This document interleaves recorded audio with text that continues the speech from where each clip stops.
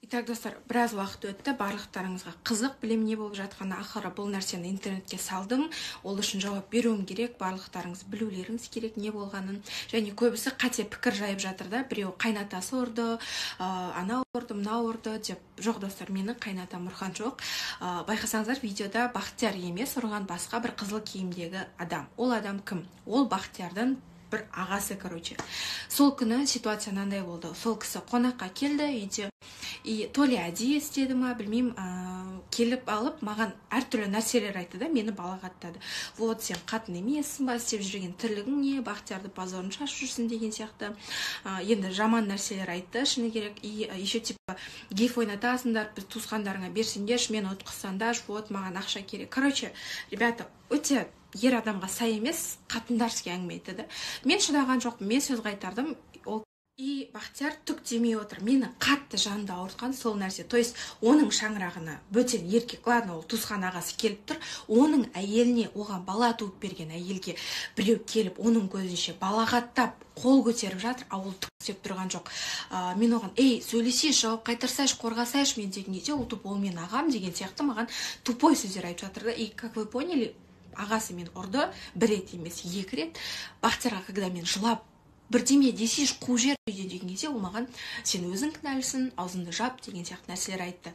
Білмеймін, может, оны да түсінуге болады шығар ер адам ретінде, бірақ мен сол кезде түсіндім, что это все, конец. Мені қорғай алмайтын, мені біреуге ұрғызып қоятын еркек маған керек емес, достар. Я не знаю, вы понимаете это. Әйел адам ретінде мен қазір әйелдер түсінетін шығар, маған Бақтияр деді, мені қорғайтын тряпка еркек керек емес. Өзіңнің ағаң саған қымбат болса, ағаңмен.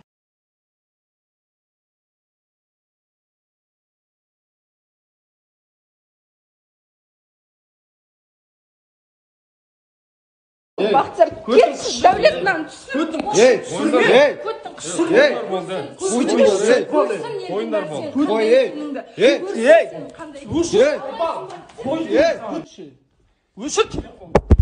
Қойдырсын бәрі, қойшы бәрі қырсын де, ең бастысы басым аман болсын де,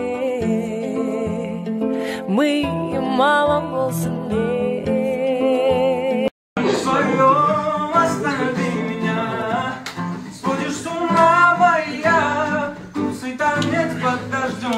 Никого нет, и мы вдвоем, останови меня.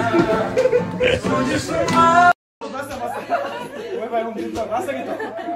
За здоровье не бьют. Что за нормально?